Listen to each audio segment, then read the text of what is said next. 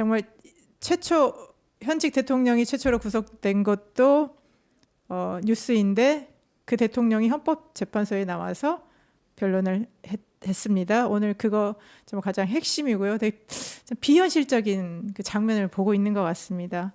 그리고 박 대표님 오늘 윤석열 대통령이 양복을 빼입고요. 헌법재판소에 나와서 얘기를 하는 모습. 그 장면 처음 딱 보고 어떤 느낌 좀 가지셨어요? 저는 그 방송을 본 지 한 1시간밖에 안 됐는데 글쎄요.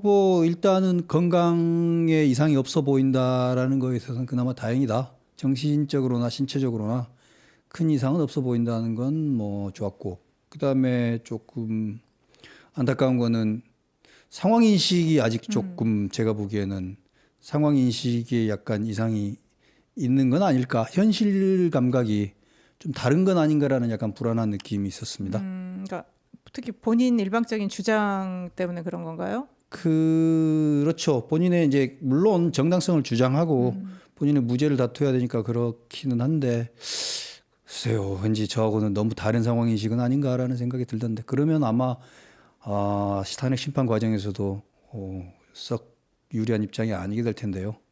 조금 더 냉정하게 현실 인식을 할 수 있도록 변호사들도 옆에서 좀 돕고, 그리고 현실을 인식하는 과정이 탄핵 심판이 돼야 되지 않겠습니까? 국민을 위해서도 그렇고 본인을 위해서도 그렇고 그런 생각이 들었습니다.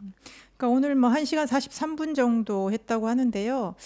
크게 새로운 내용보다는 이제 맨 처음에 본인이 한나 얘기를 해도 되겠냐고 하면서 1분 정도 얘기를 했는데 항상 공직을 하거나 뭘 하면서 본인은 자유민주주의에 대한 신념이 항상 핵심이었다라는 얘기를 했죠.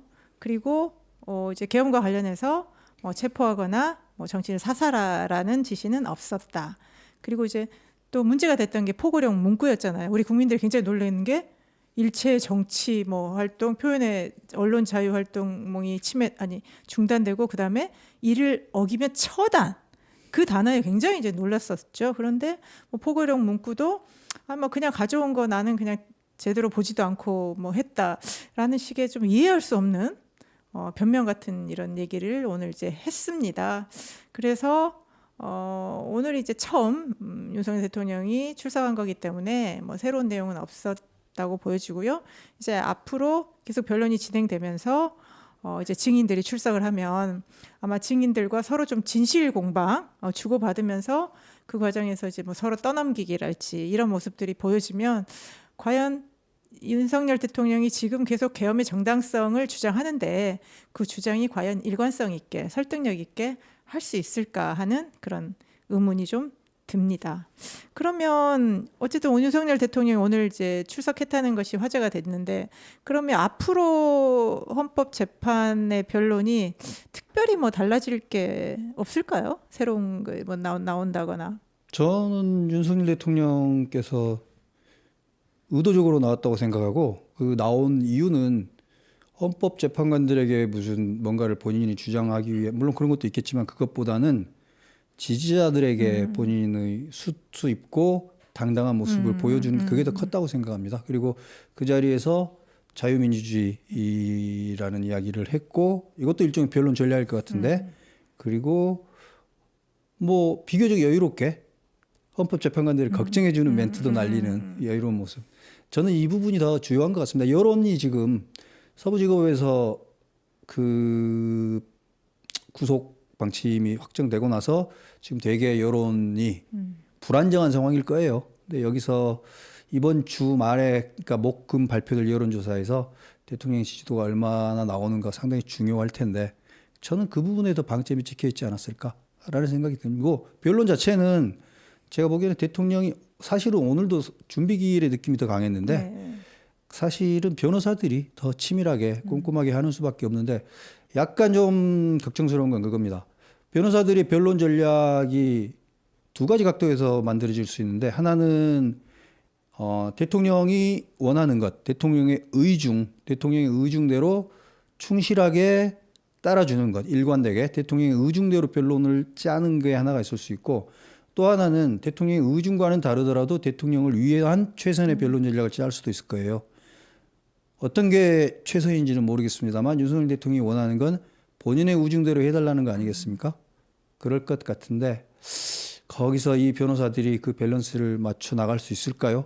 저는 모르겠어요.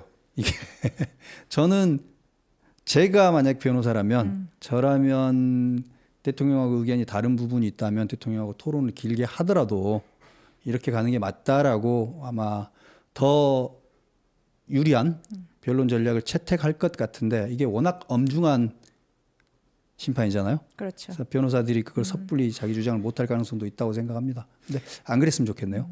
그런데다가 그간의 뭐 윤석열 대통령 리더십 스타일이 남의 말을 듣거나 예. 누구랑 상의하는 그것도 그게 안 아닐 되죠. 테고 특히 이제 계엄하는 과정에서 이게 진짜 너무 황당한 개업 비상계엄 아무리 헌법상의 대통령의 권한이라고는 하지만 그 계엄을 정말 상상도 못했는데 할 정도면 이게 주변에 뭐 변호사나 이런 사람들과 충분히 뭐 협의를 했거나 수기를 했거나 그러고 나서 결정한 건 아니었을 테니까 앞으로 변호하는 과정에서도 글쎄 윤석열 대통령이 뭐 그 주변 사람들과 얘기를 들어서 뭔가 합리적으로 한다는 그런 건 없는 것 같고요. 본인이 이제 신념 나는 옳고 이렇게 할 수밖에 없었다. 이런 거를 저는 계속 그 고장난 레코드처럼 좀 되풀이할 것 같아요. 되풀이할 것 같아서 헌법재판의 앞으로의 변론이 뭐 그렇게 뭐 새로운 사실이 나오거나 뭐 역동적이거나 그러진 않겠지만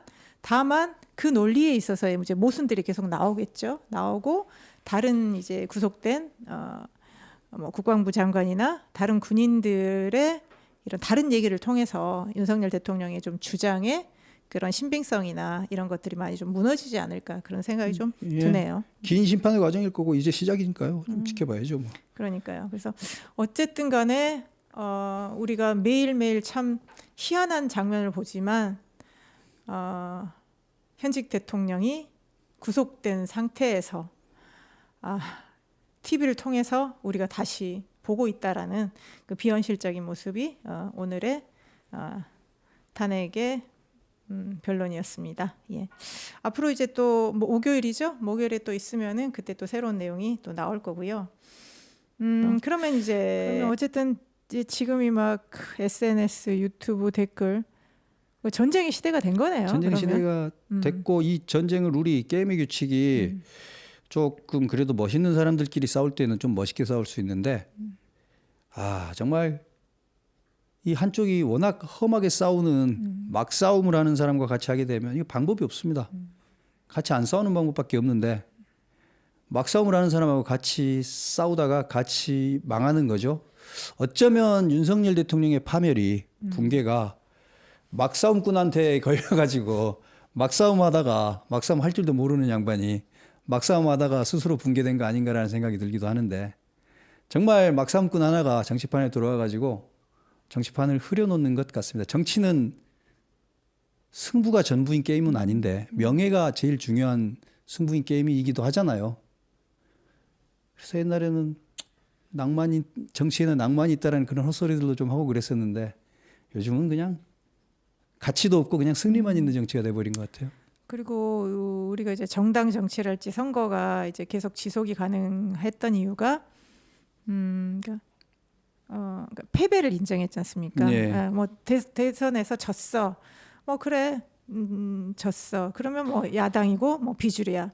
그렇지만 정권을 잃었다고 해서 뭐 모든 걸 잃거나 그런 게 아니었거든요. 근데 언제부턴가 정권을 잡은 사람들이 모든 거를 이제 독식을 하고 상대를 인정하지 않다 보니까 정권을 잃으면 우리가 모든 거를 잃는 거구나. 내 손에 아무것도 없구나.